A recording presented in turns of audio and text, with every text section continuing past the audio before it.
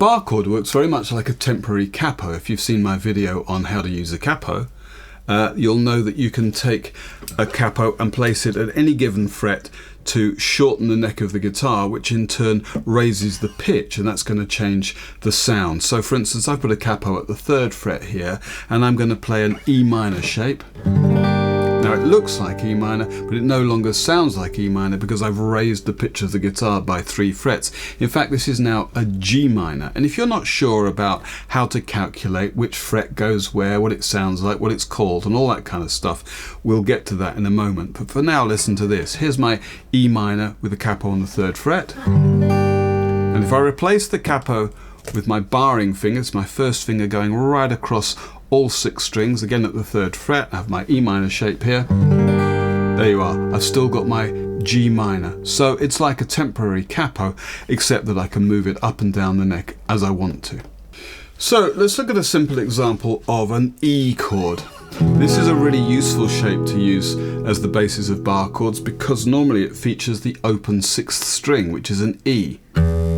Now, if we know the names of the notes on the 6th string, it's going to be easy enough to calculate the right position for our various bar chords. And it works like this. We use the first 7 letters of the alphabet, A, B, C, D, E, F and G, and mostly those letter names, neighbouring letter names, are 2 frets apart. So for instance, here's a G, and then 2 frets higher, that's an A. Or 2 frets lower from G, that's an F. But there are a couple of places, and that's between E and F and B and C, where they're only 1 fret apart. So for instance, B is on the 7th fret, and then I only have to go as far as the 8th fret, up 1 fret, to get to C. B to C is 1 fret's difference. Likewise, E to F. The open bottom string is an E, and then I only have to go as far as the 1st fret to find an F. That's just a universal truth in music. B and C and E and F are only 1 fret apart, whereas the other ordinary letter names, neighbouring pairs, are 2 frets apart. And I tell my students every flipping bar chord is going to be an easy way for you to remember that there's only a fret's difference between E and F and B and C. We can take any E-type chord like E or E minor or E7 or maybe E minor 7 to achieve a different kind of character of chord, and then since we know the names of the notes on the different strings, now we know how far we need to move them up to play the bar chord at the right place. So let's say, for instance, I wanted to play a B7. Well, I know that there's a B on the 7th fret of the bottom string. So if I bar on the 7th fret and it's a B7, so I'm going to need an E7 shape. That's the right kind of quality of chord. Now down here, my E7, I'm playing with the 1st and 2nd fingers. I'm going to need to re-finger that because I'm going to need my 1st finger to play the bar. So generally what you'll do is you'll add 1 to the finger number. So 1 and 2 becomes 2 and 3. And by the time I move that up to the 7th fret, barring across with the 1st finger there, now I've got a B7. So it's an E7 barred on the 7th fret. Just the same as if I had a capo on the 7th fret and played an E7. That sounds like B7. Up 1, C7, or down a couple to A7. Oh, and by the way, the in-between frets, if this is my A, that's A7, up 1 is A sharp. Or I could also call that B7 down 1, which is B flat. I'm not going to go into the theory of why you might call it A sharp or B flat, but suffice to say that in between the letter names, you've got either, for instance here on the 4th fret, there's either going to be G sharp or A flat 7. The choice, frankly, is yours on what to call that. Okay, so that would be a 7. If I were to play a minor 7 like that, normally I'm going to use my 2nd finger there. Well, I'm going to use my 3rd finger. Might not absolutely need to, but it just makes it a bit further away from the barring finger, and that's going to make it easier to fret. So if I'm barring at the 5th fret, playing an E minor 7, that's actually an A minor 7. And you can compare that, for instance, to a standard A minor 7 down there is very much the same sound. Okay, so as long as you have a basic selection of E-type chords, major and minor, 7, a minor 7, you've got plenty to get started using bar chords up and down the neck. But there is another family of chords that we can use. E shapes have the open 6th string at the bottom, but we're going to use A shapes as well. A type chords have the open 5th string at the bottom. So here's an A, and the open 5th string gives me an A, but if I move that 2 frets higher, I've now got a B. Okay, and of course the letter names and the spacings work exactly the same way as they do on the 6th string, except now that we start on an A. We've got an A on the open string, we've got a B on the 2nd, we move straight to C on the 3rd, D on the 5th, E on the 7th, and then the F is on the 8th, and so on.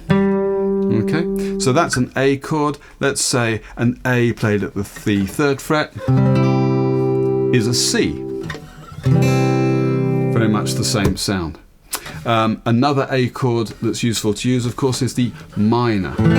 Very common to bar that on the 2nd fret and play B minor. In fact, you know, B minor is a very common chord, and that's the standard way to play B minor, is an A minor type bar chord on the 2nd fret. Okay, another couple of shapes that we might want to use, A7.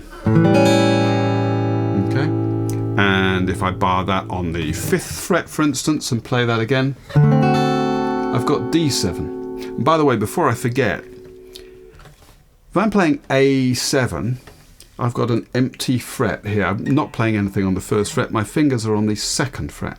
So if I bar on the 5th, then my fingers need to be not on the 6th, but on the 7th. I see students doing this a lot, but I need to be playing the shape 2 frets higher than the bar here, because that's how the original was played. Anyway, A7 barred on the 5th fret gives me D7.